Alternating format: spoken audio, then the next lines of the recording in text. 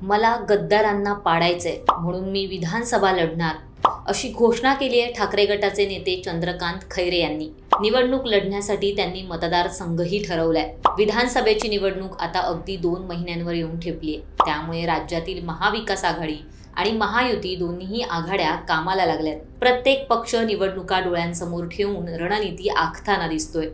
यातच आता चंद्रकांत खैरे यांचं मोठं वक्तव्य समोर आलंय। विधानसभा लढवून मी गद्दारांना पाडणार अशी घोषणाच त्यांनी केली आहे। तसं पाहायला गेलं तर खैरे हे लोकसभा निवडणुकीत सलग दुसऱ्यांदा पराभूत झालेत, पण विधानसभेसाठी त्यांनी शड्डू ठोकलेला दिसून येतोय। उद्धव ठाकरे यांच्याकडून जर आदेश आला तर संजय शिरसाट यांना पाडण्यासाठी मी लढेन। बाहेरून आलेल्या लोकांना उमेदवारी देणं लोकांना पटत नाही, त्यामुळे छत्रपती संभाजीनगर पश्चिम मतदारसंघातून निवडणूक लढवण्यास मी इच्छुक आहे। मला गद्दारांना धडा शिकवायचा आहे म्हणून मी विधानसभा लढणार अशी जाहीर घोषणा चंद्रकांत खैरेंनी केली आहे। या मतदारसंघात पहिला हिंदू आमदार मी झालो होतो। सध्या गद्दारांचा पैशांचा उन्माद सुरू आहे।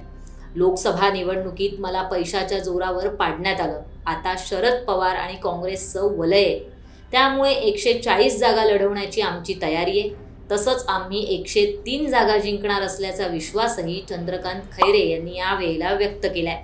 त्यामुळे आता खैरेंच्या छत्रपती संभाजीनगरमधून लढण्याबाबतच्या निर्णयाबद्दल उद्धव ठाकरे यांची काय भूमिका असणार आहे हे पाहणं महत्त्वाचं ठरणार आहे।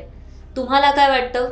2 वेळा पराभव होऊनही चंद्रकांत खैरे यांना तिकीट देणं योग्य आहे का, की त्या जागी कोणता नवीन उमेदवार ठाकरेंनी उभा करावा? तुमची प्रतिक्रिया कमेंट बॉक्समध्ये नक्की कळवा। असेच माहितीपर आणि राजकीय व्हिडिओ पाहण्यासाठी माय महानगरच्या फेसबुक, ट्विटर आणि इंस्टाग्राम पेजला फॉलो करा आणि यूट्यूब चॅनलला सबस्क्राईब करायला विसरू नका।